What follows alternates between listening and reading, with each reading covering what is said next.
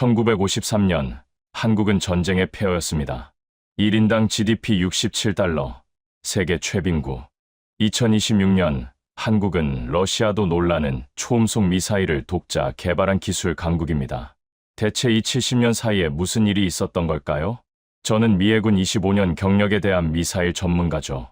솔직히 고백하겠습니다. 저는 한국을 무시했습니다. 한국, K9 자주포는 훌륭합니다. 한국은 우수한 중급 기술국, 혁신가가 아닌 모방자라고요. 그런데 2026년 1월 모든 것이 바뀌었습니다. 한국이 1990년부터 20년간 비밀리에 개발한 해성 5가 공개된 것입니다. 마하 3.2 속도, 사거리 520km, 정밀도 5m 오차 범위, 잠수함 발사 가능, 모든 기술 순수 국산. 저는 그 순간 무릎이 꺾였습니다. 폐허에서 이것을 누가 예상이나 했겠습니까? 여러분, 오늘 제가 여러분께 들려드릴 이야기는 단순한 무기 이야기가 아닙니다. 이것은 불가능을 가능으로 만든 한 민족의 기적입니다.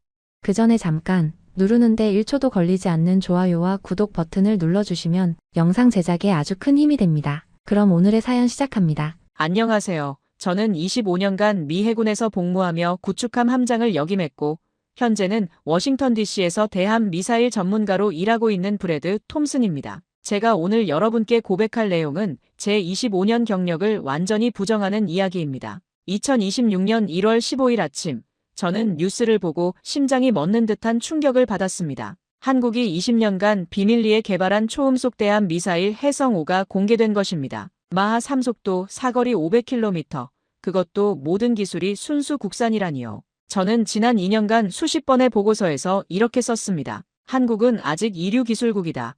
초음속 미사일은 한국에게 불가능하다고요. 그런데 그들은 이미 2021년에 개발을 완료했고 2022년부터 실전 배치까지 끝낸 상태였습니다. 미국 CIA도 저 같은 전문가도 아무도 몰랐습니다. 더 충격적인 것은 이 미사일이 러시아의 야혼트보다 성능이 뛰어나다는 사실이었습니다. 그날 저는 깨달았습니다. 제가 얼마나 오만했는지를, 한국을 얼마나 과소평가했는지를요. 여러분, 오늘 저는 제가 직접 겪은 이야기를 들려드리겠습니다. 한 나라가 불가능을 가능으로 만든 70년의 기적을 말이죠. 제 이름은 브래드 톰슨, 1975년생으로 올해 51세입니다. 미국 버지니아주 노퍽에서 태어나 해군 가문에서 자랐습니다. 아버지도 해군이었고 할아버지도 2차 대전 참전 용사였죠. 저는 1998년 해군사관학교를 졸업한 후 25년간 바다에서 살았습니다. 순양함, 구축함을 거치며 8년간 구축함 함장을 역임했고 특히 대함 미사일 방어 체계를 전문으로 다뤘습니다.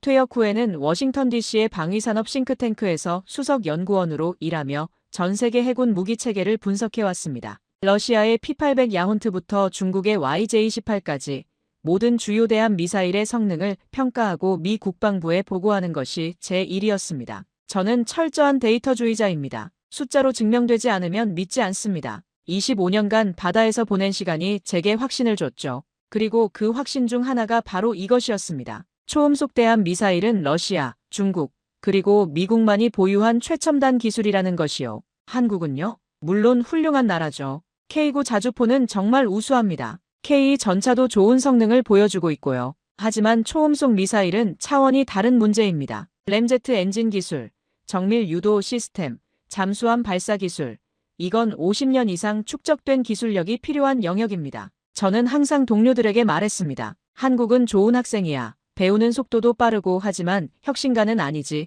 모방은 잘하지만 독창적인 기술 개발은 다른 문제야. 제 책상 위에는 항상 러시아 야혼트 분석 보고서가 놓여 있었고 벽에는 전 세계 해군력 지도가 붙어 있었습니다. 그 지도에서 한국은 늘 지역 강국 수준으로 표시되어 있었죠. 2025년까지 저는 확신했습니다. 제 분석이 옳다고요. 제 25년 경력이 틀릴 리 없다고요. 하지만 2026년 1월 15일 그 모든 확신이 산산조각 났습니다. 2025년 10월의 어느 가을날이었습니다. 워싱턴 DC는 단풍으로 아름답게 물들어 있었죠. 매일 아침 7시 저는 포토맥 강을 따라 조깅을 하며 하루를 시작했습니다. 해군에서 익힌 습관이죠. 강바람을 맞으며 달리는 그 시간이 제게는 하루 중 가장 평온한 순간이었습니다. 9시 정각, 저는 연구소 책상에 앉아 전 세계 방산 뉴스를 체크합니다. 커피 한 잔과 함께 각국의 군사 동향을 파악하는 것이 제 일과의 시작이었어요. 제 팀은 5명의 분석가로 구성되어 있습니다. 모두 군 출신이거나 MIT, 스탠포드 출신 박사들이죠.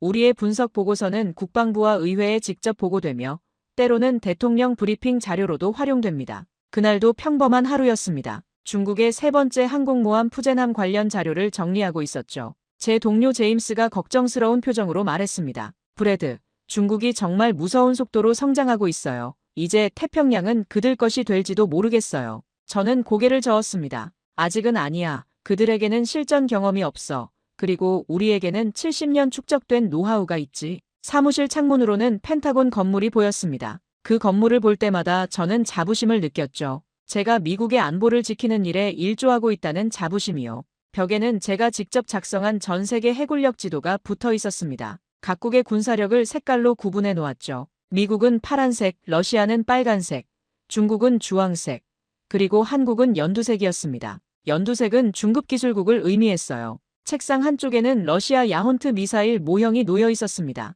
현존하는 가장 강력한 대함 미사일 중 하나죠. 저는 그것을 볼 때마다 러시아 기술의 위력을 실감했습니다. 그 무렵 저는 중국 군사 전문가인 왕 교수와 이메일을 주고받고 있었습니다. 그는 베이징대 교수로 중국 해군 전문가였죠. 우리는 종종 의견을 교환했어요. 왕 교수는 최근 한국 방산에 대해 묘한 뉘앙스의 이메일을 보냈습니다. 톰슨 박사, 한국을 너무 과소평가하지 마시길.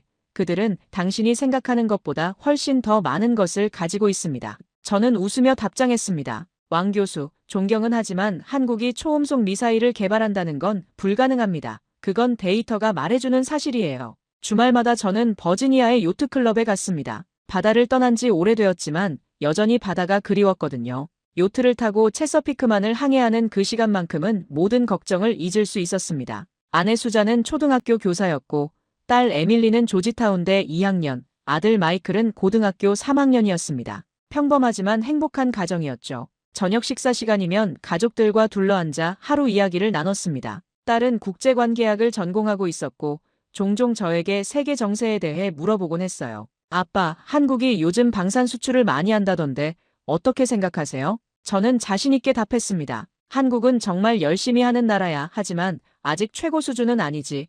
좋은 중급 기술을 가진 나라 정도로 보면 돼. 그때 저는 전혀 몰랐습니다. 제 딸의 그 질문이 몇 달 후 제 인생을 완전히 바꿀 사건의 전조였다는 것을요. 밤이면 저는 서재에서 책을 읽거나 보고서를 작성했습니다. 서재 벽에는 제가 함장으로 근무했던 구축함의 사진이 걸려 있었죠. USS 존 폴 존스함.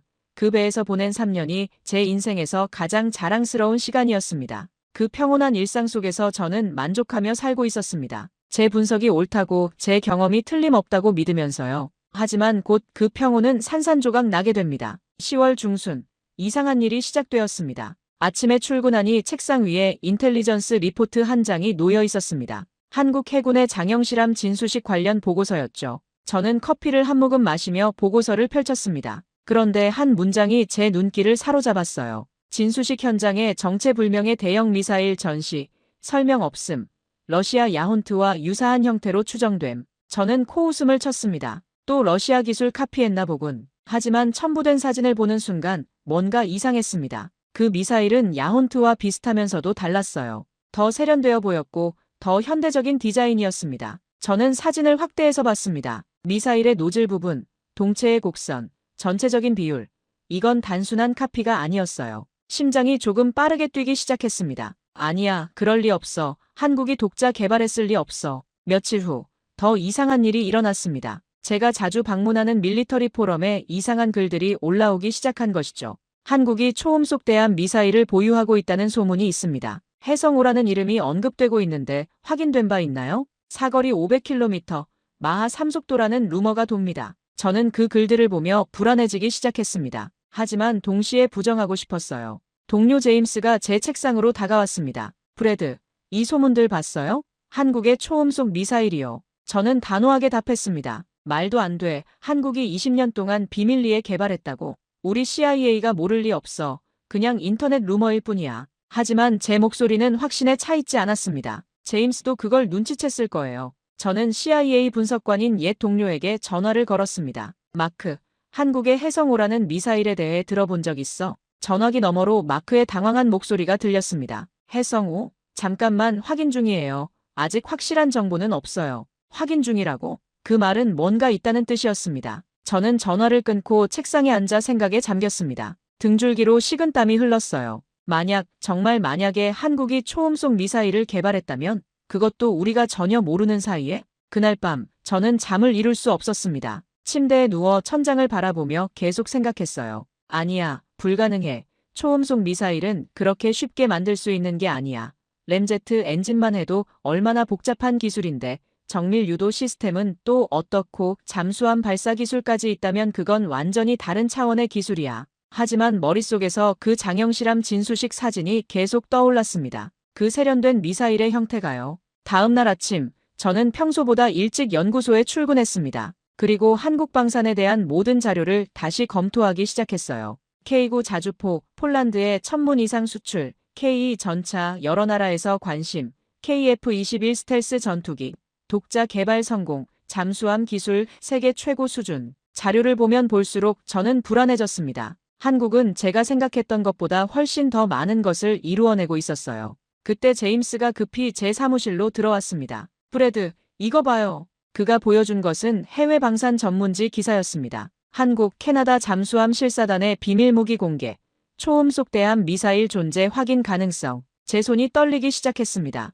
이건 더 이상 루머가 아니었어요. 저는 의자에 주저앉으며 중얼거렸습니다. 세상에, 이게 사실이라면 내가 지난 2년간 쓴 모든 보고서가 그 문장을 끝맺지 못했습니다. 왜냐하면 그 의미가 너무 무거웠으니까요. 제 25년 경력이, 제 모든 분석이 틀렸을 수도 있다는 것을 인정해야 하는 순간이 다가오고 있었습니다. 2026년 1월 15일 오전 7시, 제 인생에서 가장 충격적인 날이었습니다. 평소처럼 조깅을 하고 집에 돌아온 저는 샤워를 하던 중 아내의 다급한 목소리를 들었습니다. 여보, 빨리 나와봐요. 뉴스에 당신 이야기가 나와요. 저는 급히 샤워를 마치고 거실로 나갔습니다. TV에서는 CNN 아침 뉴스가 나오고 있었죠. 속보입니다. 한국이 20년간 비밀리에 개발한 초음속 대함 미사일 해성5의 존재를 공식 확인했습니다. 제 심장이 멎는 듯 했습니다. 화면에는 한국 국방부 브리핑 장면이 나오고 있었어요. 그리고 해성5의 사진과 함께 상세한 스펙이 공개되고 있었습니다. 사거리 520km, 속도 마하 3.2, 모든 기술 순수 국산. 2021년 개발 완료, 2022년 실전 배치. 저는 그 자리에 주저앉았습니다. 다리에 힘이 풀렸어요. 아내가 걱정스럽게 물었습니다. 여보, 괜찮아요? 얼굴이 새하얘졌어요. 저는 대답할 수 없었습니다. 화면을 멍하니 바라볼 뿐이었죠. 뉴스는 계속되었습니다. 이 미사일은 러시아의 P-800 야혼트를 능가하는 성능으로 중국의 항공모함도 위협할 수 있는 강력한 무기로 평가됩니다. 그 순간 제 휴대폰이 미친 듯이 울리기 시작했습니다. 10개, 20개, 30개의 알림이 쏟아졌어요. 동료들의 문자, 상사의 긴급 전화, 언론의 인터뷰 요청. 모두 한국의 해성5에 대한 것들이었습니다. 제임스의 문자가 눈에 들어왔습니다. 브래드, 당장 펜타곤으로 와요. 긴급 회의래요. 저는 손이 떨려 커피잔을 제대로 잡을 수조차 없었습니다. 커피가 바닥에 쏟아졌지만 신경 쓸 여유가 없었어요. 차를 몰고 펜타곤으로 향하는 길 라디오에서도 같은 뉴스가 나오고 있었습니다. 한국의 해성5 미사일, 게임 체인저가 될 것인가? 저는 핸들을 꽉 쥐었습니다. 이럴 순 없어. 이건 꿈이야, 악몽이야. 하지만 현실이었습니다. 너무나 명백한 현실이었죠. 펜타곤 회의실에 도착했을 때 이미 20명의 국방 전문가들이 모여 있었습니다. 모두의 얼굴에는 당혹감과 충격이 역력했어요. 국방부 차관보가 차가운 목소리로 회의를 시작했습니다. 여러분, 우리는 심각한 정보 실패를 겪었습니다. 한국은 1990년부터 무려 20년 이상 이 프로젝트를 진행했고 우리는 그 어떤 징후도 포착하지 못했습니다. 회의실이 술렁였습니다. CIA 분석관 마크가 말했습니다. 믿을 수가 없습니다. 어떻게 이렇게 완벽하게 보안을 유지했을까요? 저는 손을 들었습니다. 목소리가 떨렸지만 질문해야 했어요. 실례지만 이 정보가 정말 확실한 겁니까?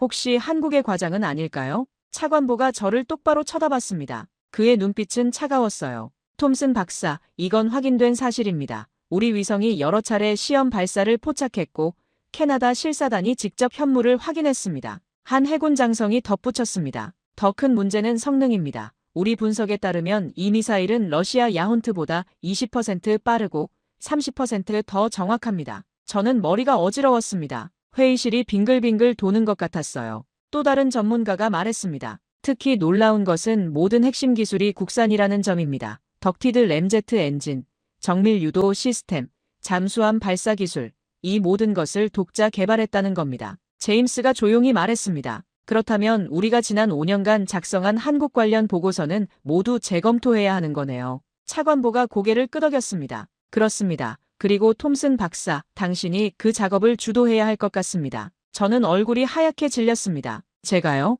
네, 당신이 한국 해군력 평가 보고서의 주저자였으니까요. 당신이 수정해야 합니다. 그 순간 저는 모든 것을 깨달았습니다. 제가 지난 2년간 쓴 모든 보고서, 한국을 이류기술국으로 평가한 모든 문서들, 그것들이 이제 제 발목을 잡게 될 것이라는 것을요. 회의가 끝나고 복도로 나왔을 때 저는 벽에 기대어 숨을 고르려 했습니다. 심장이 터질 듯이 뛰고 있었어요. 제임스가 다가와 어깨를 두드렸습니다. 프레드, 괜찮아요? 저는 고개를 저었습니다. 아니, 괜찮지 않아. 내가 얼마나 큰 실수를 했는지 이제야 깨닫고 있어. 우리는 몰랐어요. 우리 모두가요. 하지만 저는 전문가예요. 제임스. 저는 알았어야 했어요.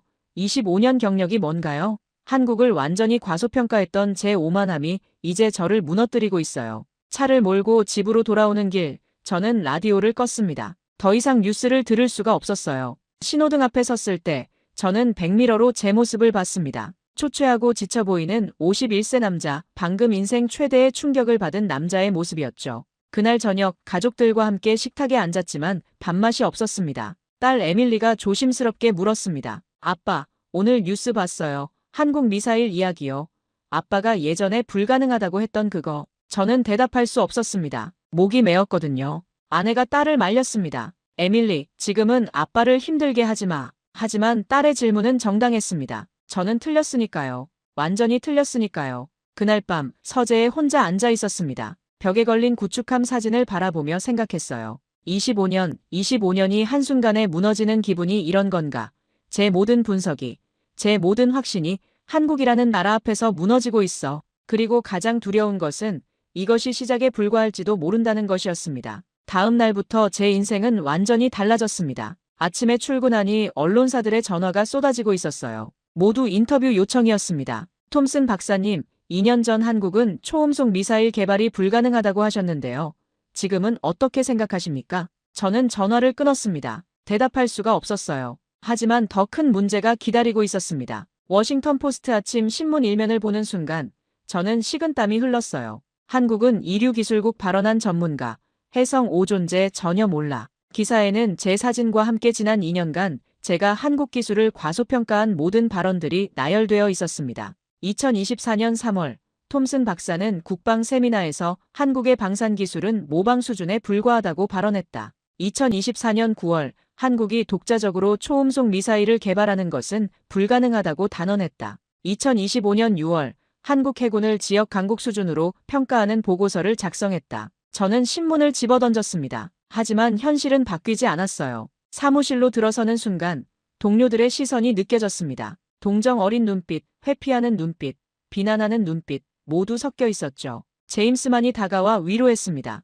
프레드, 우리 모두 몰랐어요.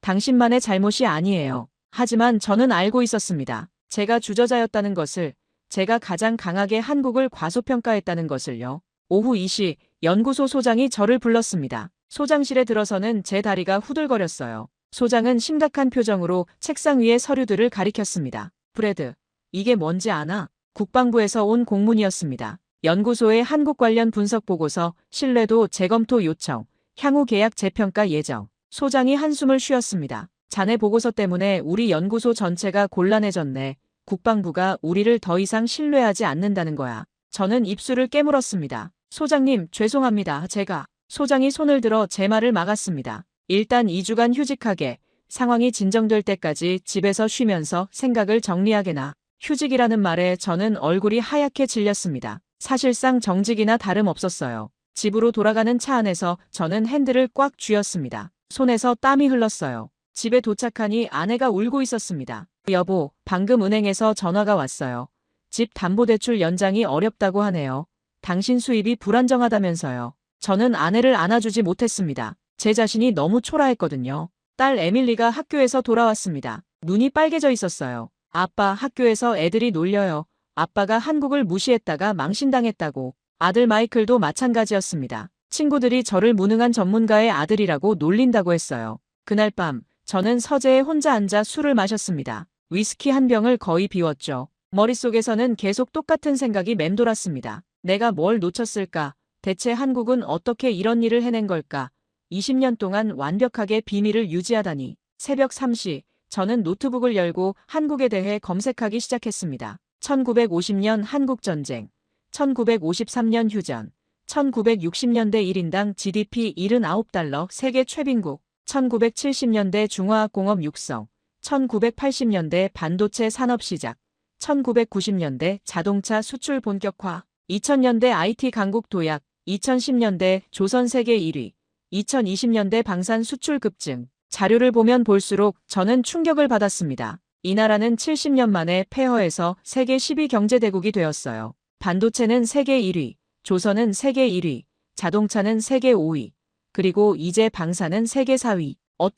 대체 어떻게 이런 일이 가능한 걸까요? 저는 한국 전쟁 사진들을 봤습니다. 완전히 파괴된 서울, 굶주린 아이들, 폐허가 된 공장들, 그리고 2026년 서울의 사진을 봤습니다. 초고층 빌딩들, 최첨단 지하철, 화려한 야경. 이 두 장면이 같은 나라라는 것이 믿기지 않았어요. 눈물이 났습니다. 제 오만함에 대한 후회의 눈물이었고, 동시에 한국이라는 나라에 대한 경외의 눈물이기도 했죠. 저는 중얼거렸습니다. 나는 데이터만 봤어, 숫자만 봤어. 하지만 그 뒤에 있는 사람들의 의지를, 70년의 역사를 전혀 보지 못했어. 아침이 되었습니다. 저는 하룻밤 사이에 10살은 늙어 보였어요. 하지만 한 가지는 결심했습니다. 직접 확인하자, 내 눈으로 보자, 한국에 가서 진실을 확인하자고요. 그것이 제가 다시 일어설 수 있는 유일한 방법이라고 생각했습니다. 일주일이 지났지만 상황은 나아지지 않았습니다. 오히려 더 악화되었죠. CNN, BBC, 알자지라, 전 세계 언론들이 한국의 해성호를 보도했고, 그때마다 저의 과거 발언들이 함께 언급되었습니다. 미국의 저명한 군사 전문가 브래드 톰슨은 불과 1년 전만 해도 한국의 독자 개발은 불가능하다고 주장했습니다. 소셜미디어는 더 잔인했습니다. 제 사진과 함께 조롱하는 글들이 넘쳐났어요. 25년 경력이 무슨 소용인가? 한국 할아버지들이 더 잘 알겠다. 무능한 전문가의 표본. 하루는 제 트위터 계정에 1000개가 넘는 비난 댓글이 달렸습니다. 저는 그날 계정을 폐쇄했어요. 더 큰 충격은 학계에서 왔습니다. 제가 5년간 강의했던 조지타운대에서 연락이 왔습니다. 톰슨 교수님, 죄송하지만 다음 학기 강의는 어렵겠습니다. 학생들의 반발이 심합니다. 저는 전화를 끊고 의자에 주저앉았습니다. 25년 쌓아온 명성이 2주 만에 무너지고 있었어요. 옛 해군 동료들도 연락이 뜸해졌습니다. 어떤 이는 위로 전화를 했지만 대부분은 거리를 두었죠. 한 동료는 솔직하게 말했습니다. 브래드, 미안하지만 지금 자네와 연락하는 게 부담스러워. 내 평판도 생각해야 하거든. 저는 이해했습니다. 저도 같은 입장이었다면 그랬을 테니까요. 가장 힘든 것은 가족이었습니다. 아내는 파트타임 일자리를 찾기 시작했어요. 제 수입만으로는 불안하다며. 딸은 학교를 휴학하고 싶다고 했습니다. 친구들의 눈총이 견딜 수 없다고요. 아들은 방에 틀어박혀 나오지 않았습니다. 아버지가 부끄럽다는 말을 들었을 때 제 가슴이 찢어지는 것 같았어요. 어느 날 밤 아내와 심각한 대화를 나눴습니다. 여보, 우리 어떡하죠? 당신 명예도 중요하지만 지금 당장 생활비도 걱정이에요. 저는 고개를 숙였습니다. 미안해. 내가 이렇게 무능한 사람인 줄 몰랐어. 아내가 제 손을 잡았습니다. 당신을 탓하는 게 아니에요. 하지만 우리 함께 해결책을 찾아야죠. 그날 밤 저는 서재에서 한국에 대한 자료를 계속 읽었습니다. 이제는 거의 집착에 가까웠어요. K9 자주포, 전 세계 48개국 관심 표명, K2 전차, 최고 수준의 기술력, KF-21 전투기, 독자 개발 성공, 그리고 해성5 20년간의 비밀 프로젝트, 순수 국산 기술. 저는 한국 방산의 역사를 파헤쳤습니다. 1970년대 박정희 대통령의 방위산업 육성, 1980년대 독자 무기 개발 시작, 1990년대 K9 자주포 개발 착수. 매 단계마다 서방 국가들의 비웃음이 있었습니다. 한국이 무슨 무기를 만들어 기술도 없으면서 카피나 하겠지. 하지만 한국은 해냈습니다. 모든 조롱을 이겨내고요. 저는 깨달았습니다. 제가 그 조롱하던 사람들 중 하나였다는 것을요. 새벽 4시, 저는 옛 해군 동료 중 한 명에게 이메일을 보냈습니다. 그는 현재 주한미군에서 근무하고 있었어요. 마크, 부탁이 있어. 한국 해군 관계자를 소개해 줄 수 있을까? 직접 가서 확인하고 싶어. 다음 날 아침 마크에게서 답장이 왔습니다. 브래드, 자네 진심이야? 지금 상황에서 한국에 가면 더 망신당할 수도 있어. 신중하게 생각해. 저는 즉시 답장했습니다. 마크, 나는 진실을 알아야 해. 내 눈으로 직접 봐야 해. 그게 내가 다시 일어설 수 있는 유일한 방법이야. 며칠 후 마크에게서 연락이 왔습니다. 진해 해군기지 방문 허가가 떨어졌다고요. 저는 아내에게 말했습니다. 여보, 한국에 다녀올게요. 아내는 걱정스러운 표정이었습니다. 조심해요. 그리고 진실을 찾길 바랄게요. 2026년 1월 말, 저는 인천공항행 비행기에 올랐습니다. 14시간의 비행 동안 저는 한 가지 생각만 했습니다. 한국, 당신들은 대체 어떤 나라인가요? 인천공항에 도착한 순간 저는 압도되었습니다. 공항 자체가 거대한 첨단 시설이었어요. 깨끗하고 효율적이고 모든 것이 완벽하게 작동했습니다. 자동 출입국 심사, 빠른 수화물 수령, 친절한 안내, 이 모든 것이 제가 예상했던 것을 뛰어넘었죠. 택시를 타고 서울로 가는 길, 창밖 풍경에 저는 말을 잃었습니다. 초고층 빌딩들, 넓은 도로, 깨끗한 거리. 이게 70년 전 전쟁의 폐허였던 곳이라고요? 호텔에 체크인하고 창밖을 바라봤습니다. 한강이 보였고 그 너머로 서울의 스카이라인이 펼쳐져 있었어요. 저는 중얼거렸습니다. 이 나라는 진짜였어. 데이터로만 봤을 때는 몰랐는데. 다음 날 아침 마크의 소개로 진해 해군기지로 향했습니다. 부산까지 KTX 고속열차를 탔는데 그것도 놀라웠어요. 시속 300km로 달리는 열차, 조용하고 편안한 승차감, 정확한 시간 운행. 모든 것이 일본 신칸센이나 프랑스 TGV에 뒤지지 않았습니다. 진해 해군기지에 도착하자 김 대령이 저를 맞이했습니다. 40대 중반의 단정한 인상, 유창한 영어 실력을 가진 분이었죠. 톰슨 박사님, 환영합니다. 오늘 특별한 것을 보여드리겠습니다. 저는 긴장했습니다. 솔직히 기대는 하지 않았어요. 아마 과장되어 있을 거야. 직접 보면 실망스러울 거야. 하지만 제 생각은 완전히 틀렸습니다. 먼저 세종대왕함을 봤습니다. 7,600톤급 이지스 구축함, 미국 알레이버크급과 동급의 전투함이었어요. 저는 배를 바라보며 할 말을 잃었습니다. 이건 단순히 큰 배가 아니었어요. 설계부터 건조까지 모든 것이 최첨단이었습니다. 김 대령이 설명했습니다. 이 배는 순수 우리 기술로 만들어졌습니다. SPY-1 레이더 시스템을 제외한 모든 부분이요. 저는 놀라서 물었습니다. SPY-1 레이더도 곧 국산화하실 건가요? 김 대령이 웃었습니다. 이미 개발 완료했습니다. 다음 배부터는 완전 국산 이지스함이 됩니다. 저는 입을 다물 수가 없었어요. 그리고 장형실함을 봤습니다. 최신 잠수함, 3,000톤급 디젤 잠수함이었죠. 김 대령이 말했습니다. 박사님, 이제 정말 특별한 것을 보여드리겠습니다. 우리는 특별경납고로 들어갔습니다. 보안 검색을 3번이나 거쳤어요. 그리고 문이 열렸습니다. 저는 그것을 봤습니다. 해성 5 실물을요. 길이 약 8m, 직경 1m, 유선형의 완벽한 형태, 검은색과 회색이 조화를 이룬 도장. 저는 다가가서 미사일을 만졌습니다. 손이 떨렸어요. 이게 진짜예요? 김 대령이 고개를 끄덕였습니다. 네, 이것이 해성 5입니다. 저는 미사일 주위를 천천히 걸으며 관찰했습니다. 노즐의 설계, 동체의 곡선, 유도 시스템의 배치, 모든 것이 완벽했어요. 러시아 야혼트보다 세련되어 있었고 중국 YJ-28보다 현대적이었습니다. 김 대령이 태블릿을 건넸습니다. 기술 사양서였어요.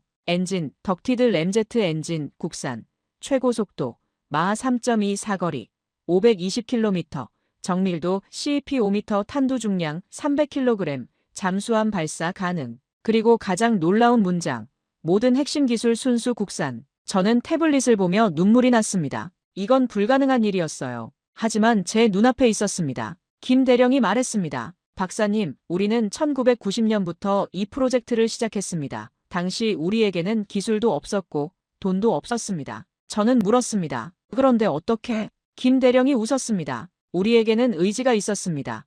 포기하지 않는 한국인의 끈기가요. 그는 저를 연구실로 안내했습니다. 벽에는 수많은 설계도와 시험 기록들이 붙어 있었어요. 1차 시험 실패, 1992년 3월, 2차 시험 실패, 1994년 7월, 10차 시험 실패, 1999년 11월. 실패의 기록들이 끝없이 이어졌습니다. 하지만 그들은 포기하지 않았어요. 2010년 15차 시험, 부분 성공. 2015년 20차 시험, 주요 성공. 2021년 최종 시험, 완전 성공. 20년, 무려 20년이 걸렸습니다. 저는 그 기록들을 보며 고개를 숙였습니다. 이 사람들은 진짜였어요. 이들은 불가능을 가능으로 만든 사람들이었습니다. 김 대령이 말했습니다. 박사님, 많은 사람들이 우리를 비웃었습니다.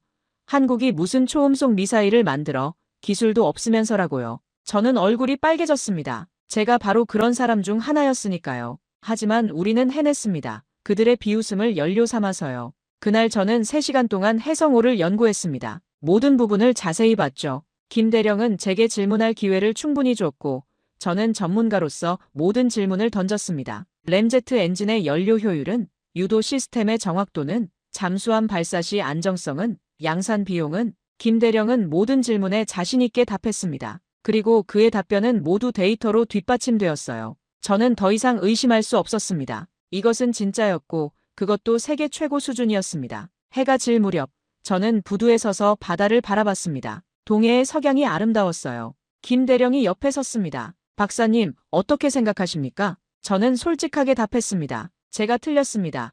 완전히 틀렸어요. 한국을 과소평가했습니다. 김 대령이 미소 지었습니다. 인정하시는군요. 네, 저는 오만했습니다. 데이터만 보고 그 뒤에 사람들을 보지 못했어요. 70년의 역사를, 한국인의 의지를 전혀 이해하지 못했습니다. 김 대령이 제 어깨를 두드렸습니다. 이제라도 아시면 됩니다. 많은 사람들이 아직도 모르고 있으니까요. 그날 밤 부산 호텔로 돌아와 창밖을 바라봤습니다. 부산 앞바다의 야경이 눈부셨어요. 저 바다 어딘가에 해성호를 탑재한 잠수함들이 있을 겁니다. 조용히 한국을 지키며 저는 노트북을 열고 이메일을 쓰기 시작했습니다. 제임스에게 보내는 이메일이었어요. 제임스, 내가 직접 확인했네. 해성호는 진짜야.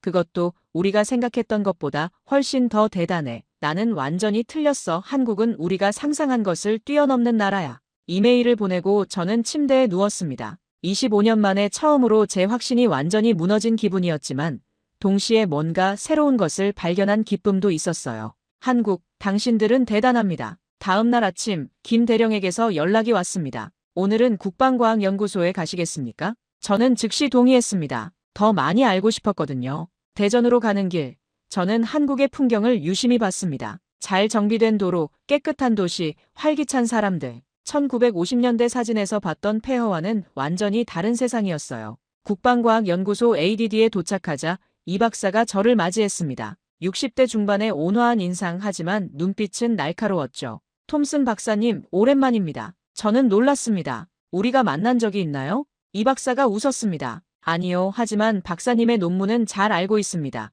2010년에 쓰신 대함 미사일의 미래라는 논문이요. 저는 얼굴이 빨개졌습니다. 그 논문에서 제가 뭐라고 썼는지 기억났거든요. 한국은 기술력 한계로 독자적인 초음속 미사일 개발이 불가능하다. 이 박사가 말했습니다. 그 논문이 저희에게 큰 동기부여가 되었습니다.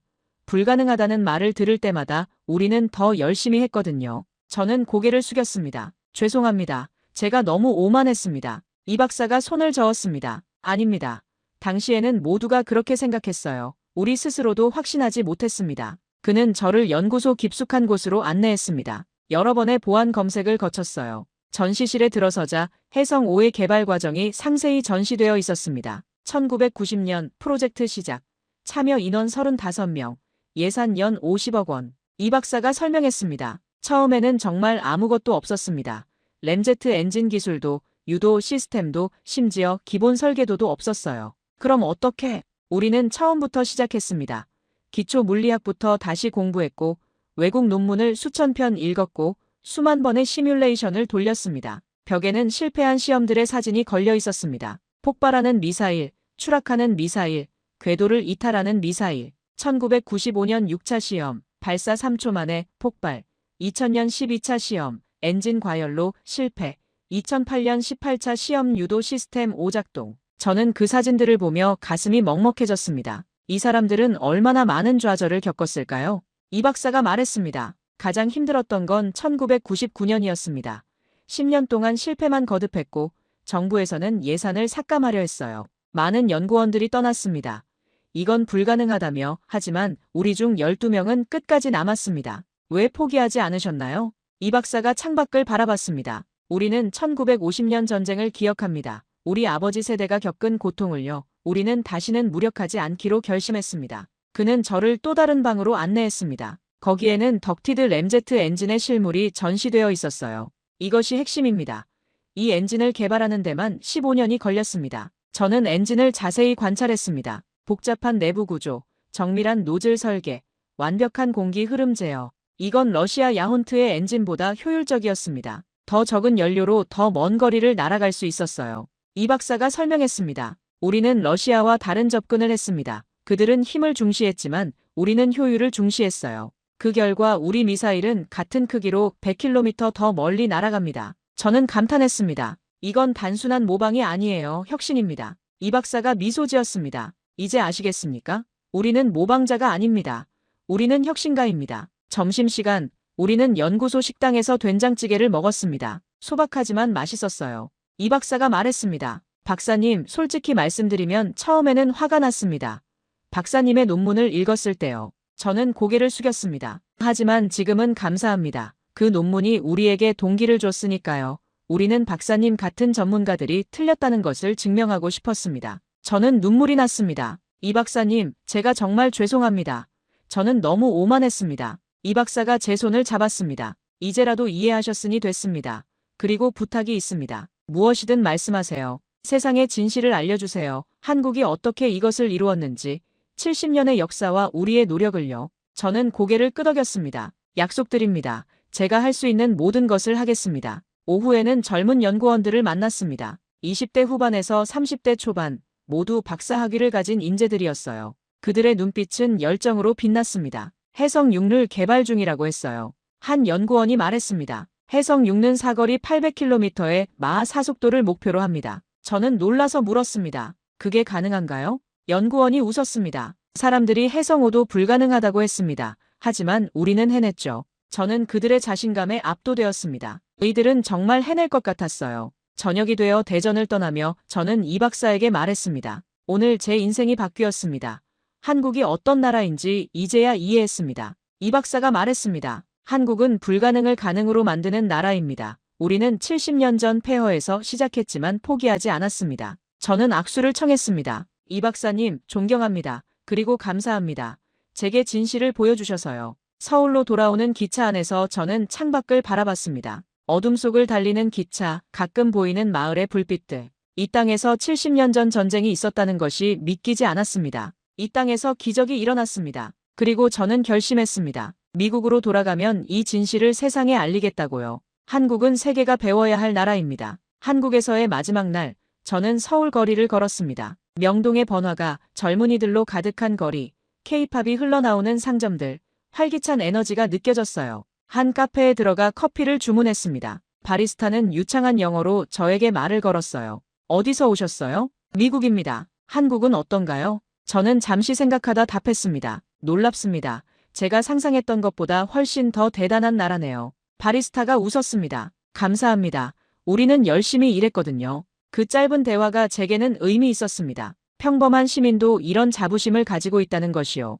오후에는 전쟁기념관을 방문했습니다. 1950년 한국 전쟁의 역사가 전시되어 있었죠. 폐허가 된 서울 사진, 굶주린 아이들, 파괴된 다리들, 사진들을 보는 것만으로도 가슴이 아팠습니다. 한 전시판에는 이렇게 쓰여 있었습니다. 1953년 휴전 당시 한국의 1인당 GDP는 67달러, 세계 최빈국 수준. 그리고 바로 옆 전시판에는 2026년 현재 한국의 1인당 GDP 35,000달러, 세계 10위 경제대국, 70년 만에 500배 이상 성장한 것입니다. 저는 그 숫자 앞에서 한참을 서 있었습니다. 이게 어떻게 가능한 걸까요? 한 할아버지가 옆에 서셨습니다. 80대로 보이는 분이었어요. 젊은이, 외국인이시죠? 네, 미국에서 왔습니다. 할아버지가 전쟁 사진을 가리켰습니다. 나는 이때를 기억하네.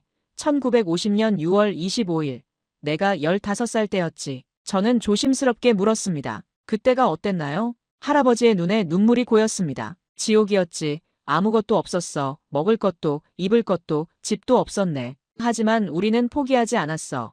우리는 다시 일어서기로 결심했지. 우리 자식들은 절대 이런 고통을 겪지 않게 하겠다고 말이야. 할아버지가 창밖을 가리켰습니다. 그리고 이제 저것을 보게. 저 높은 빌딩들을, 저 깨끗한 거리를. 우리가 만든 거야. 우리 세대가 말이네. 저는 할아버지의 손을 잡았습니다. 존경합니다. 정말로요. 할아버지가 웃었습니다. 고맙네. 하지만 우리는 당연한 일을 했을 뿐이야. 우리나라를 지키고 키우는 것은 우리의 의무였으니까. 그 할아버지와의 대화가 저에게는 큰 깨달음을 줬습니다. 한국의 기적은 단순히 경제 성장이 아니었어요. 이것은 한 세대 전체의 희생과 헌신이었습니다. 저녁에는 남산타워에 올랐습니다. 서울의 야경이 한눈에 보였어요. 수백만 개의 불빛들, 한강을 가로지르는 다리들, 초고층 빌딩들의 네온사인. 70년 전 이 자리에서 내려다본 서울은 폐허였을 겁니다. 하지만 지금은 세계적인 대도시였죠. 저는 휴대폰으로 사진을 찍으며 생각했습니다. 이 풍경을 미국 사람들에게 보여줘야 해. 한국이 얼마나 대단한 나라인지 알려야 해. 그날 밤 호텔로 돌아와 저는 긴 이메일을 썼습니다. 연구소 소장에게 보내는 이메일이었어요. 소장님, 저는 한국에서 진실을 확인했습니다. 해성 5는 진짜이고 그것도 우리가 생각했던 것보다 훨씬 더 대단합니다. 저는 새로운 보고서를 쓰고 싶습니다. 한국의 진실을 세상에 알리는 보고서를요. 제게 기회를 주십시오. 이메일을 보내고 저는 잠자리에 들었습니다. 내일이면 미국으로 돌아갑니다. 하지만 저는 이제 다른 사람이 되었습니다. 한국이 저를 변화시켰어요. 다음 날 아침 인천공항으로 가는 길에 김대령이 배웅을 나왔습니다. 박사님, 한국은 어땠습니까? 저는 진심으로 답했습니다. 인생을 바꾸는 경험이었습니다. 저는 완전히 틀렸고 한국은 완전히 옳았습니다. 김대령이 손을 내밀었습니다. 이제 우리는 친구입니다. 진실을 알리는 친구요. 저는 그의 손을 꽉 잡았습니다. 약속합니다. 제가 할 수 있는 모든 것을 하겠습니다. 비행기에 오르며 저는 한국을 뒤돌아봤습니다. 이 작은 나라가 70년 전 폐허였던 이 나라가 세계를 놀라게 하고 있습니다. 그리고 저는 그 놀라움의 증인이 되었습니다. 14시간의 비행 동안 저는 계속 생각했습니다. 어떻게 하면 이 진실을 효과적으로 전달할 수 있을까? 저는 노트북을 열고 보고서 개요를 작성하기 시작했습니다. 제목 해성 5 한국이 세계에 보내는 메시지. 서론 한국에 대한 과소평가와 그 결과. 본론 70년의 역사 20년의 개발 과정. 기술적 우수성. 결론 한국에게서 배우는 교훈. 저는 멈추지 않고 썼습니다. 비행기가 워싱턴 DC에 도착할 때까지요. 워싱턴 DC에 도착한 저는 즉시 연구소로 향했습니다. 소장실 문을 두드렸을 때 제 심장은 빠르게 뛰고 있었어요. 들어오게. 소장은 제 이메일을 읽었는지 심각한 표정이었습니다. 브래드, 자네 진심인가? 한국을 옹호하는 보고서를 쓰겠다고. 네, 소장님, 제가 직접 확인했습니다. 해성 5는 진짜이고 우리의 모든 평가가 틀렸습니다. 소장이 한숨을 쉬었습니다. 자네도 알겠지만 지금 연구소 상황이 좋지 않네. 국방부에서 우리를 신뢰하지 않고 있어. 그래서입니다. 소장님, 우리가 틀렸다는 것을 인정하고 진실을 밝혀야 합니다. 그게 우리가 신뢰를 회복하는 유일한 방법입니다. 소장은 잠시 생각하더니 고개를 끄덕였습니다. 좋아, 하지만 철저하게 하게. 데이터로 증명해야 해. 저는 감사 인사를 하고 제 사무실로 갔습니다. 책상은 먼지가 쌓여 있었지만 신경 쓰지 않았어요. 저는 즉시 일을 시작했습니다. 한국에서 가져온 자료들을 정리하고 사진들을 분류하고 데이터를 분석했습니다. 제임스가 들어왔습니다. 브래드, 정말 하려는 거야? 지금 상황이 얼마나 위험한지 알잖아. 알아, 하지만 해야 해. 진실은 밝혀져야 하니까. 그날부터 저는 밤낮 없이 일했습니다. 하루 4시간씩만 자고 나머지 시간은 모두 보고서 작성에 쏟아부었어요. 한국의 70년 역사를 정리했습니다. 1950년 전쟁의 폐허에서 2026년 기술 강국까지의 여정을요. 해성 5의 기술적 우수성을 분석했습니다. 러시아 야혼트, 중국 YJ-18과의 상세한 비교표를 만들었어요. 속도 해성 5 마하 3.2, 야혼트 마하 2.9, YJ-18 마하 3.0, 사거리 해성 5 520km, 야혼트 600km, YJ-18 540km, 정밀도 해성 5 CEP 5m, 야혼트 CEP 10m, YJ-18 CEP 8m, 종합평가 해성 5가 속도와 정밀도에서 최고 수준. 이 박사와 이메일을 주고받으며 추가 정보를 얻었습니다. 그는 제게 엄청난 도움을 줬어요. 한국 방산의 미래 전망도 포함시켰습니다. 해성 6 개발 중 KF-21 전투기 양산 시작, 차세대 잠수함 설계 진행, 2주 만에 150페이지 보고서가 완성되었습니다. 제목은 해성 5 게임 체인저인가 게임 엔더인가. 제임스가 초고를 읽어봤습니다. 그의 표정이 심각해졌어요. 브래드, 이거 정말 발표하면 큰 파장이 일어날 거야. 중국이 가만히 있지 않을 거고. 알아, 하지만 진실이잖아. 그래, 진실이지. 그리고 잘 썼어. 이건 당신 인생 최고의 보고서야. 저는 보고서를 소장에게 제출했습니다. 소장은 하루 종일 걸려 그것을 읽었어요. 다음 날 아침 소장이 저를 불렀습니다. 브래드, 대단한 보고서야. 하지만 이걸 공개하면 자네 인생이 더 힘들어질 수도 있네. 각오하고 있습니다. 소장이 고개를 끄덕였습니다. 좋아. 다음 주 국방 전문가 포럼에서 발표하게.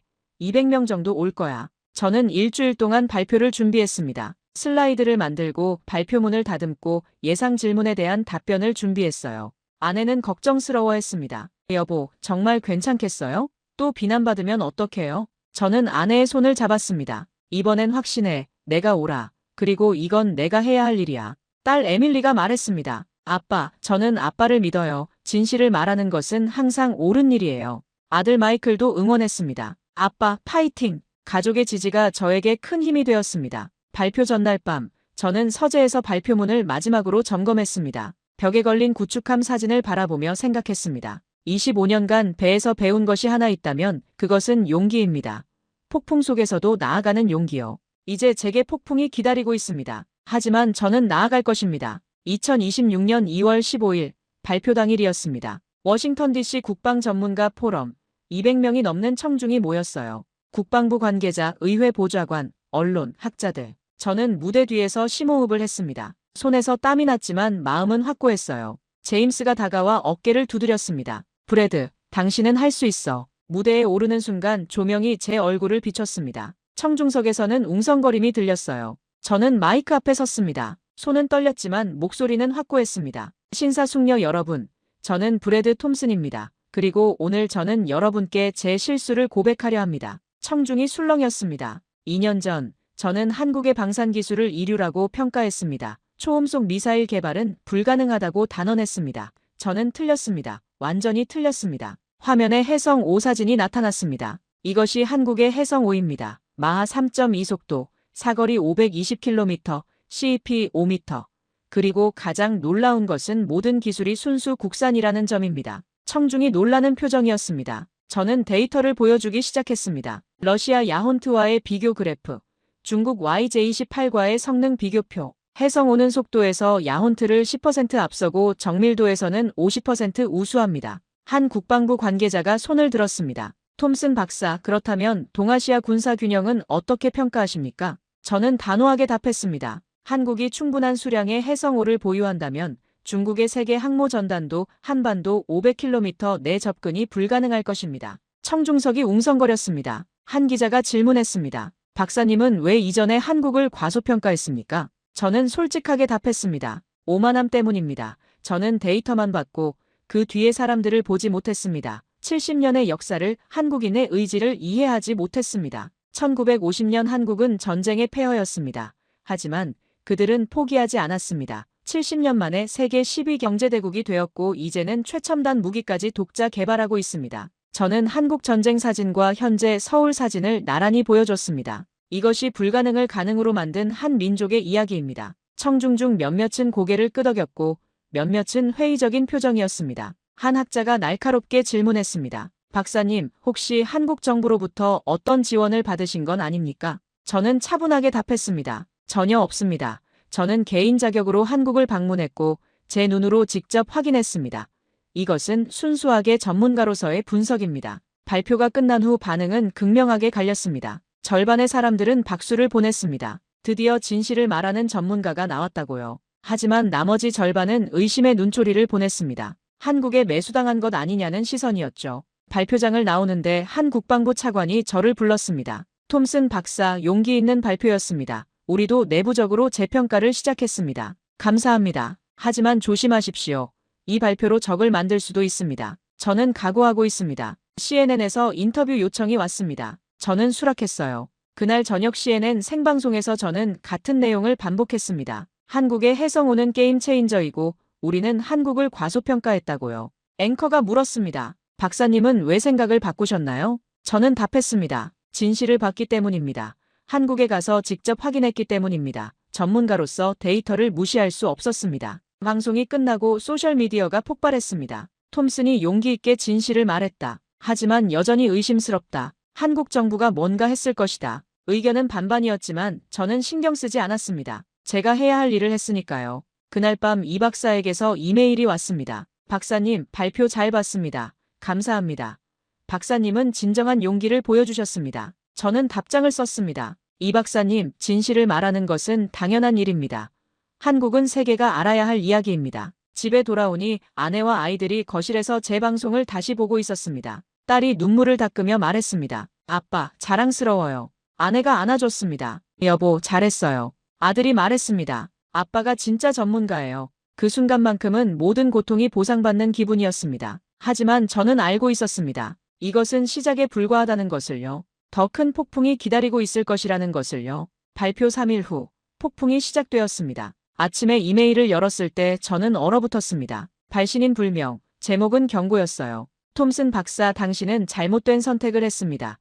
한국을 옹호하면 대가를 치를 것입니다. 당신의 가족을 생각하십시오. 저는 즉시 FBI에 신고했습니다. 하지만 추적은 불가능했어요. 완벽하게 익명이었죠. 그날 오후 더 충격적인 일이 벌어졌습니다. 워싱턴 포스트 일면에 기사가 떴어요. 톰슨 박사, 한국 방산업체로부터 금전 수수 의혹. 제 손이 떨렸습니다. 이건 완전한 날조였어요. 기사는 제가 한국 방문 중 수상한 금전 거래를 했다고 주장했습니다. 익명의 제보자가 증거를 제출했다고요. 하지만 그건 거짓이었습니다. 저는 단 1센트도 받지 않았어요. 연구소에서 긴급 전화가 왔습니다. 당장 오라고요. 소장실에 들어서자 소장의 얼굴은 창백했습니다. 브래드, 이게 사실인가? 아닙니다. 완전한 거짓입니다. 하지만 언론이 난리야.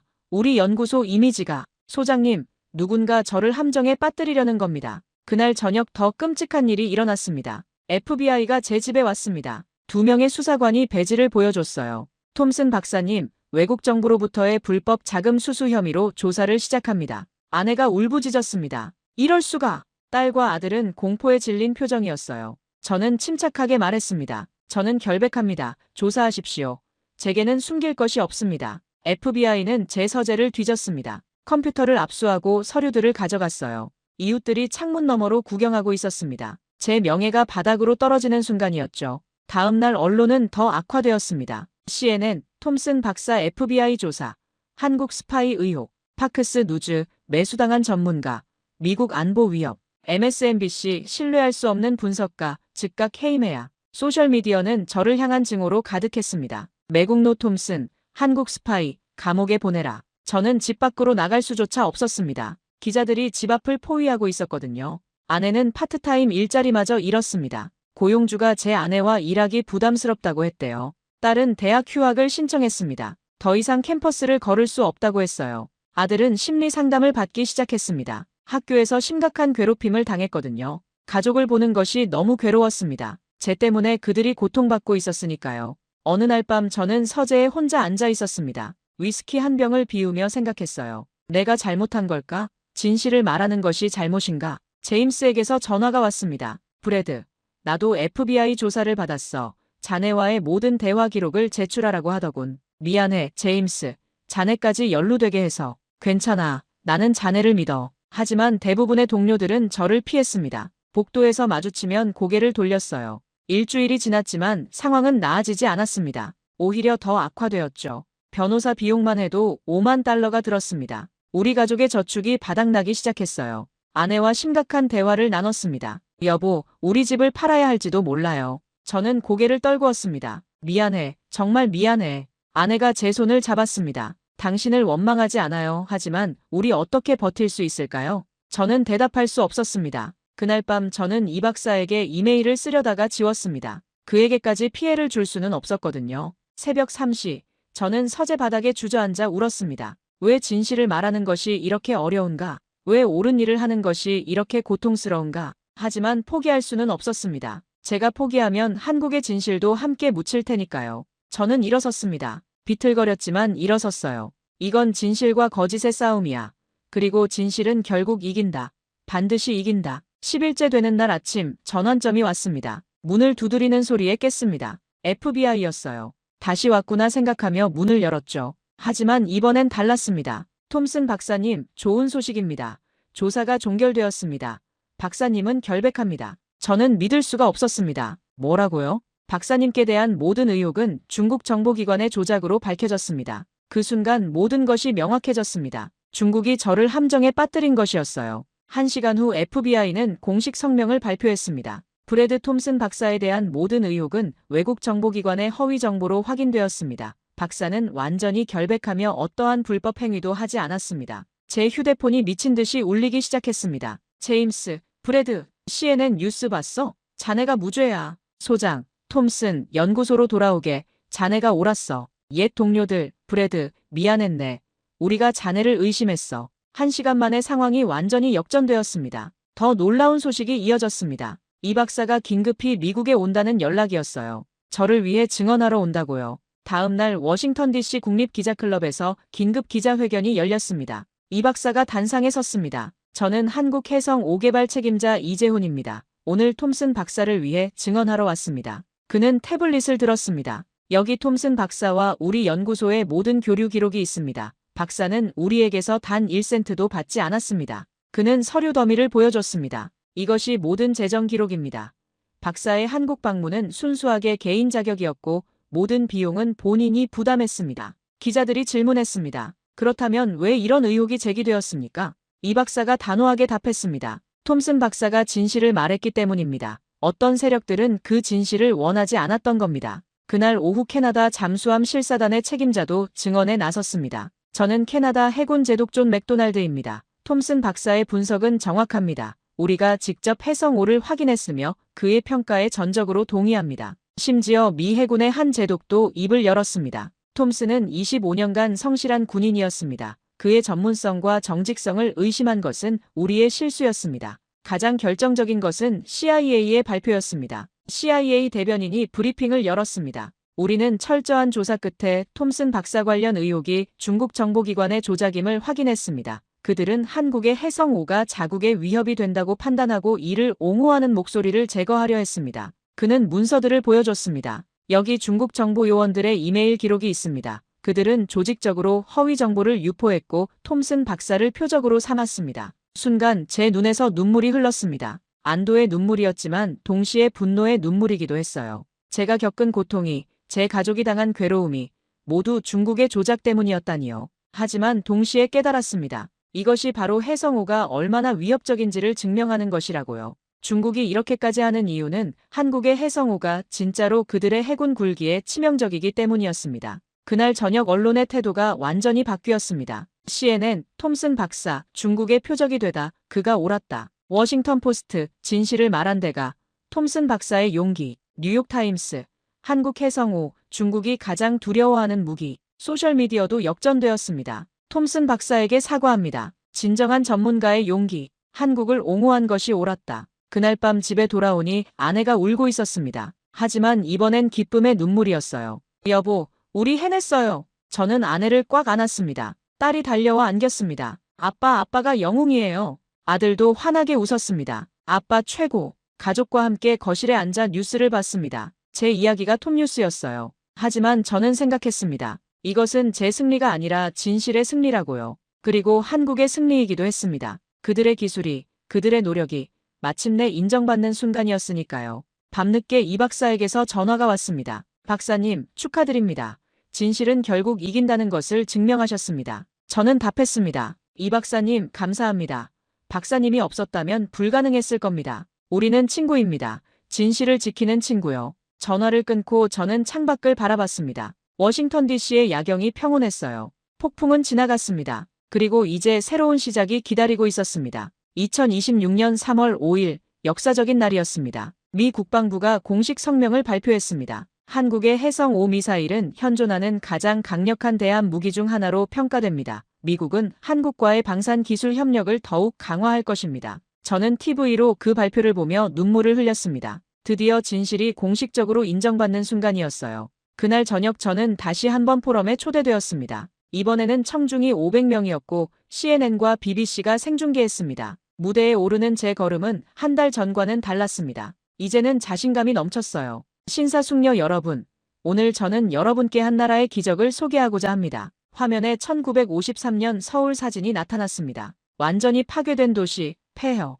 1953년 한국은 전쟁의 폐허였습니다. 1인당 GDP 67달러. 아프리카 최빈국보다 가난했습니다. 그리고 2026년 서울 사진으로 바뀌었습니다. 초고층 빌딩, 화려한 야경. 2026년 한국은 세계 10위 경제대국이며 세계 4위 방산 수출국입니다. 청중이 숨을 죽였습니다. 이것이 70년 만에 일어난 기적입니다. 그리고 이 기적의 정점에 해성 5가 있습니다. 저는 해성 5의 사진과 함께 상세한 데이터를 보여줬습니다. 마하 3.2 속도, 사거리 520km, 정밀도 CEP 5m, 그리고 모든 기술이 순수 국산입니다. 한국은 1990년부터 20년간 이 프로젝트를 진행했습니다.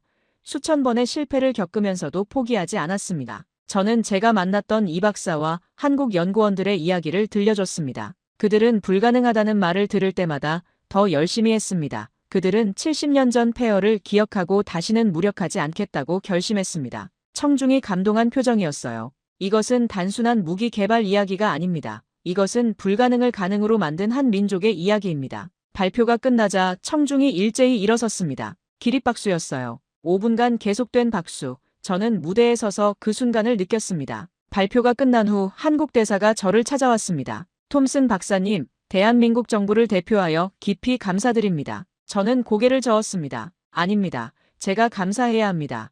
한국이 제게 진실을 가르쳐 주었으니까요. 대사가 말했습니다. 박사님은 진정한 친구입니다.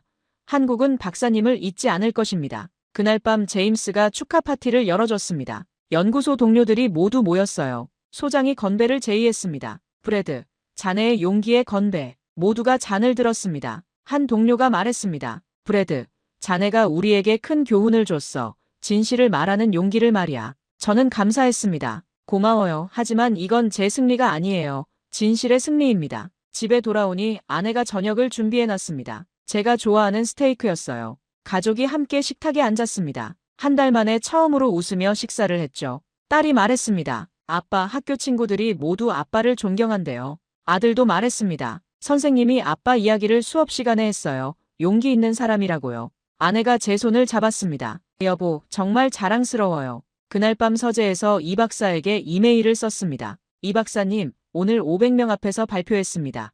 한국의 이야기를, 해성 5의 진실을 말입니다. 청중이 기립박수를 보냈습니다. 한국이 인정받고 있습니다. 1시간 후 답장이 왔습니다. 박사님, 당신은 진정한 친구입니다. 한국은 당신을 영원히 기억할 것입니다. 그리고 박사님께 초대장을 보냅니다. 다음 달 서울에서 국제방산 컨퍼런스가 있습니다.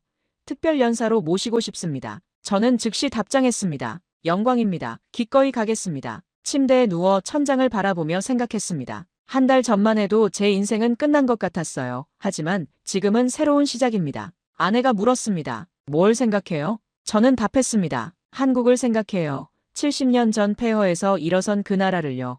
그들이 제게 가르쳐준 것은 기술이 아니었어요. 포기하지 않는 정신이었습니다. 아내가 미소 지었습니다. 당신도 포기하지 않았잖아요. 그래요. 한국에게서 배웠으니까요. 그날 밤 저는 평온하게 잠들었습니다. 한 달 만에 처음으로요. 3월 중순부터 파급 효과는 엄청났습니다. 다음 날 아침 뉴욕타임스 일면 헤드라인이었습니다. 한국 해성 5 동아시아 군사 균형 재편. 워싱턴 포스트, 중국의 해군 굴기의 제동, 한국 미사일의 위력. CNN, 게임 체인저를 넘어선 게임 엔더, 해성 5의 충격. BBC, 한국 방산기술의 새로운 표준을 제시하다. 전 세계 언론이 한국의 해성 5를 톱뉴스로 다뤘습니다. 제 연구소에는 문의가 쇄도했습니다. 하루 100통이 넘는 이메일과 전화였어요. 캐나다가 정식으로 한국 잠수함 12척 계약을 체결했습니다. 60조 원 규모, 그리고 해성 5 기술 이전 포함. 폴란드가 추가 K9 자주포 계약과 함께 해성 5 도입을 검토 중이라고 발표했습니다. 호주가 한국과 차세대 대함 미사일 공동 개발을 제안했습니다.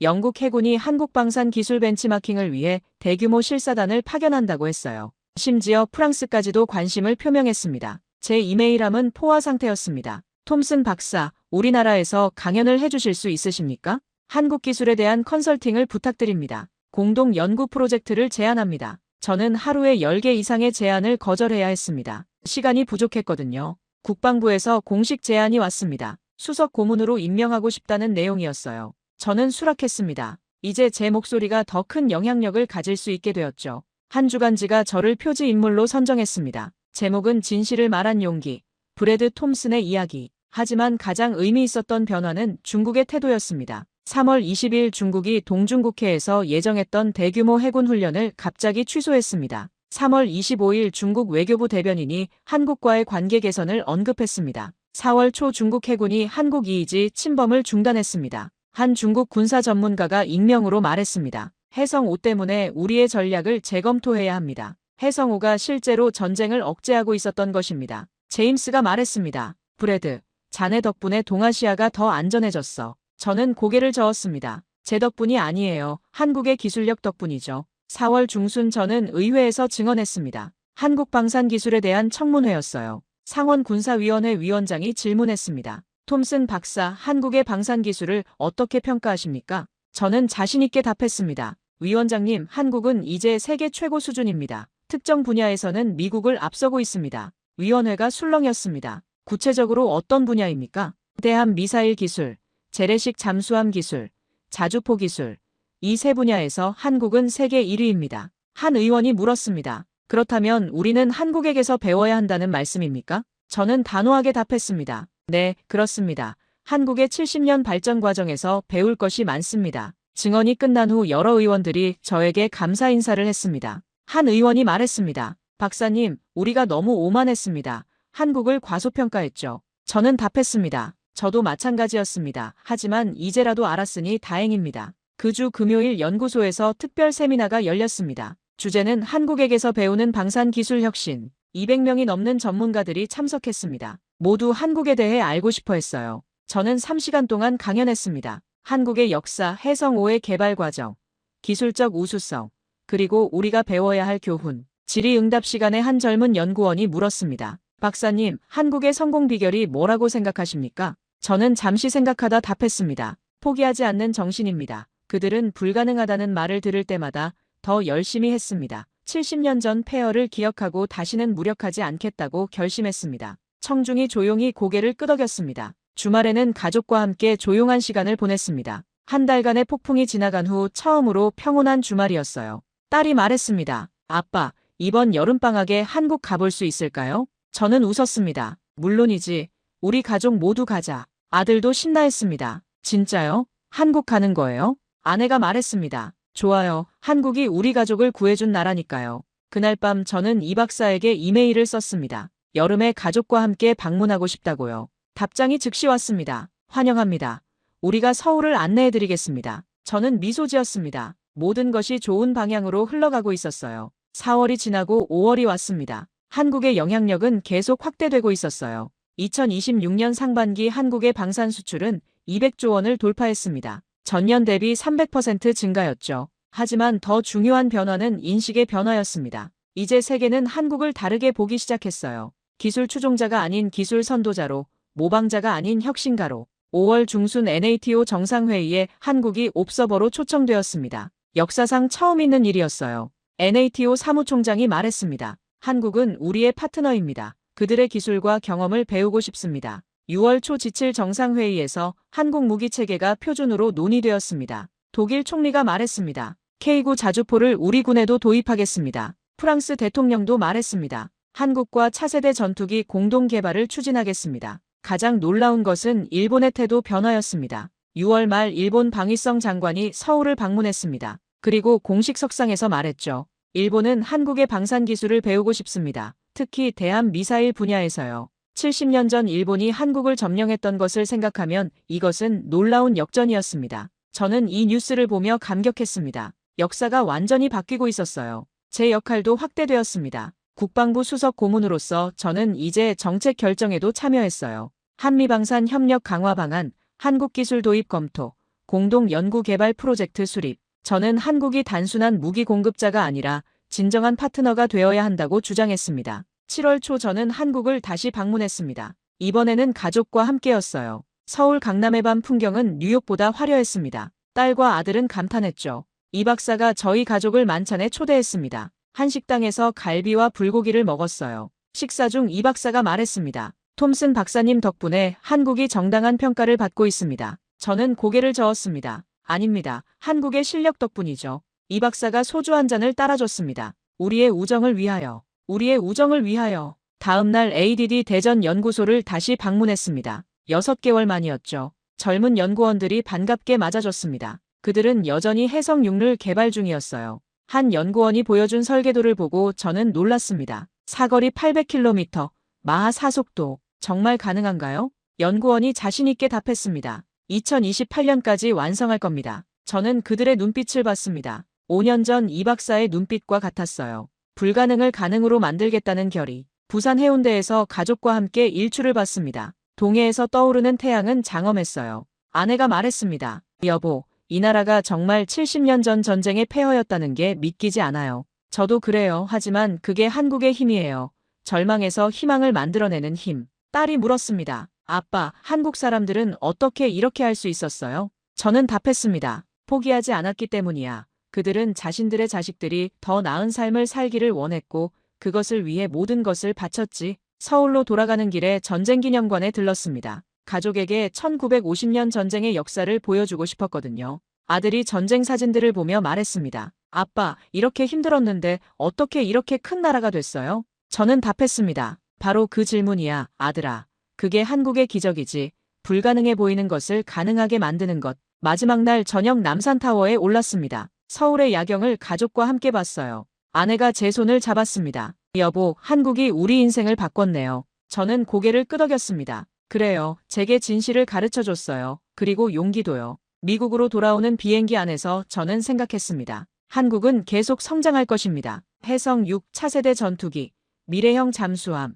그들은 멈추지 않을 것입니다. 그리고 저는 그 여정의 증인이자 친구로서 함께할 것입니다. 9월이 되었습니다. 저는 이제 완전히 다른 사람이 되어 있었어요. 25년간 쌓아온 서방 우월주의는 완전히 무너졌습니다. 대신 저는 겸손을 배웠죠. 데이터만이 전부가 아니라는 것을, 수치로 측정할 수 없는 의지와 끈기의 힘을, 불가능을 가능으로 만드는 민족의 저력을요. 저는 이제 조지타운대에서 새로운 강의를 시작했습니다. 강의 제목은 한국에게 배우는 기술 혁신의 비밀. 첫 수업날 강의실이 가득 찼습니다. 학생들이 복도까지 넘쳐났어요. 저는 첫 슬라이드를 보여줬습니다. 1950년 서울의 폐허 사진이었죠. 1950년 한국은 세계 최빈국이었습니다. 1인당 GDP 67달러. 다음 슬라이드는 2026년 서울이었습니다. 2026년 한국은 세계 10위 경제대국이며 세계 4위 방산 수출국입니다. 학생들이 놀라는 표정이었어요. 이 70년의 여정에서 우리는 무엇을 배울 수 있을까요? 한 학생이 손을 들었습니다. 교수님, 그들은 어떻게 했나요? 저는 답했습니다. 포기하지 않았습니다. 불가능하다는 말을 들을 때마다 더 열심히 했습니다. 그들은 자신들의 미래를 스스로 만들었습니다. 강의는 대성공이었습니다. 학생들은 매주 열광했고 강의 평가는 만점이었어요. 10월에는 제 책이 출간되었습니다. 제목은 해성호 한국이 세계에 보내는 메시지. 출판사는 처음에는 회의적이었습니다. 한국 방산에 대한 책이 팔릴까요? 하지만 출간 첫 주에 베스트셀러 1위에 올랐습니다. 10만 부가 팔렸어요. 독자들의 반응은 뜨거웠습니다. 눈물 없이 읽을 수 없는 책입니다. 한국의 진실을 알려줘서 감사합니다. 우리도 포기하지 말아야겠다는 용기를 얻었습니다. 인쇄 수익은 모두 한국 유학생 장학금으로 기부했습니다. 1년에 10명의 학생을 지원할 수 있는 금액이었어요. 11월에는 아내가 한국어 학원에 등록했습니다. 한국을 더 잘 이해하고 싶다고 했죠. 딸 에밀리는 다음 학기 서울대 교환학생을 신청했습니다. 합격 통지를 받았을 때 온 가족이 기뻐했어요. 아들 마이클은 태권도를 시작했습니다. 한국 문화를 배우고 싶다고 했죠.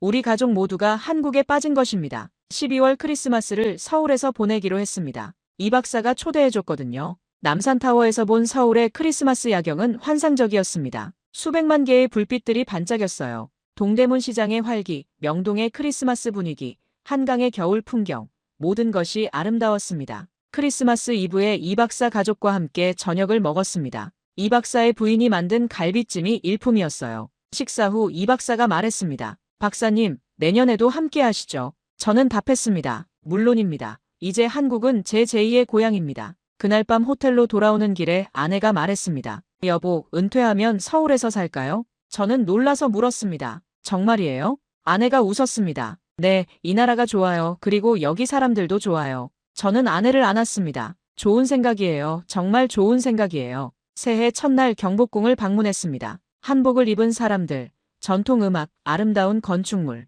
딸이 말했습니다. 아빠, 한국은 전통과 현대가 완벽하게 조화를 이룬 나라예요. 저는 고개를 끄덕였습니다. 맞아. 그들은 과거를 잊지 않으면서도 미래를 향해 나아가지. 미국으로 돌아오는 비행기에서 저는 2026년을 돌아봤습니다. 1월에 제 인생은 무너졌지만 한국이 저를 일으켜 세웠습니다. 저는 이제 다른 사람입니다. 더 겸손하고 더 지혜롭고 더 용기 있는 사람이요. 그리고 한국의 영원한 친구입니다. 2027년 1월, 새해가 밝았습니다. 저는 이제 정기적으로 한 달에 한 번 한국을 방문합니다. 이 박사와 연구 미팅을 하고 ADD 연구원들과 교류하고 한국의 젊은 엔지니어들에게 강연하죠. 그들을 볼 때마다 저는 생각합니다. 이 나라는 아직 더 많은 것을 보여줄 것이라고요. 소문으로는 해성6가 시험 단계에 접어들었다고 합니다. 2028년이면 공개될 거래요. 현무6는 더욱 강력하다고 하고 차세대 스텔스 전투기도 설계 중이라고 합니다. 한국의 발전은 멈추지 않을 것입니다. 오늘 저는 여러분께 제 이야기를 전했습니다. 하지만 이것은 단순히 제 이야기가 아니에요. 이것은 진실과 용기에 대한 이야기입니다. 저는 25년 경력의 전문가였지만 틀렸습니다. 제가 가진 편견과 선입견이 진실을 보지 못하게 만들었죠. 하지만 한국은 저를 일깨워 주었습니다. 불가능은 없다는 것을, 의지와 끈기가 기적을 만든다는 것을, 민족의 저력이 얼마나 강력한지를요. 한국은 70년 만에 폐허에서 세계 10위 경제대국이 되었습니다. 한국은 누구도 불가능하다고 말한 기술들을 모두 이루어냈습니다. 초음속 미사일, 독자 잠수함, 스텔스 전투기까지요. 이것은 단순한 기술 발전이 아닙니다. 이것은 포기하지 않는 정신의 승리입니다. 여러분 주변에도 불가능하다고 말하는 사람들이 있을 것입니다. 여러분의 꿈을 비웃는 사람들이 있을 것입니다. 하지만 한국을 보십시오. 1950년 누가 상상이나 했겠습니까? 전쟁의 폐허 위에서 이런 나라가 탄생할 것이라고요. 1990년 누가 믿었겠습니까? 한국이 독자적으로 초음속 미사일을 개발할 것이라고요. 하지만 그들은 해냈습니다. 모든 비웃음을 이겨내고 모든 불가능을 가능으로 만들었습니다. 여러분도 할 수 있습니다. 여러분의 불가능을 가능으로 만들 수 있습니다. 한국이 그것을 증명했으니까요. 저는 이제 한국의 친구입니다. 진실을 옹호하는 친구이자 한국의 이야기를 세상에 알리는 증인입니다. 그리고 여러분께 간곡히 부탁드립니다. 한국을 주목해 주십시오. 이 작은 나라가 세계에 보여주는 것은 단순한 경제 성장이나 기술 발전이 아닙니다. 이것은 인간의 의지가 만들어낼 수 있는 기적입니다. 이것은 한 민족이 함께 꿈꾸면 무엇이든 이룰 수 있다는 증거입니다. 저는 한국에게서 배웠습니다. 겸손을, 용기를, 그리고 희망을요. 제 인생에서 가장 가치 있는 배움이었습니다. 이 감동적인 이야기가 마음에 드셨다면 좋아요와 구독 부탁드립니다. 그리고 댓글로 여러분의 생각을 나눠주세요. 여러분은 한국의 어떤 점이 가장 인상 깊으셨나요? 여러분의 인생에서 불가능을 가능으로 만든 경험이 있으신가요? 이 영상을 여러분의 가족과 친구들에게 공유해주세요. 한국의 진실을, 한국의 저력을 세계에 알려주세요. 긴 시간 함께 해주셔서 정말 감사합니다. 저는 브래드 톰슨입니다. 한국의 친구로서, 진실의 증인으로서 여러분께 이 이야기를 전했습니다. 한국 여러분께 말씀드립니다. 고맙습니다. 제 인생을 바꿔주셔서, 진실을 가르쳐 주셔서, 용기를 주셔서요. 여러분의 70년 여정은 세계의 희망입니다. 여러분의 불굴의 의지는 모든 이들에게 영감을 줍니다. 한국 고맙습니다. 영원히 고맙습니다. 감사합니다. 생크유. 감사합니다.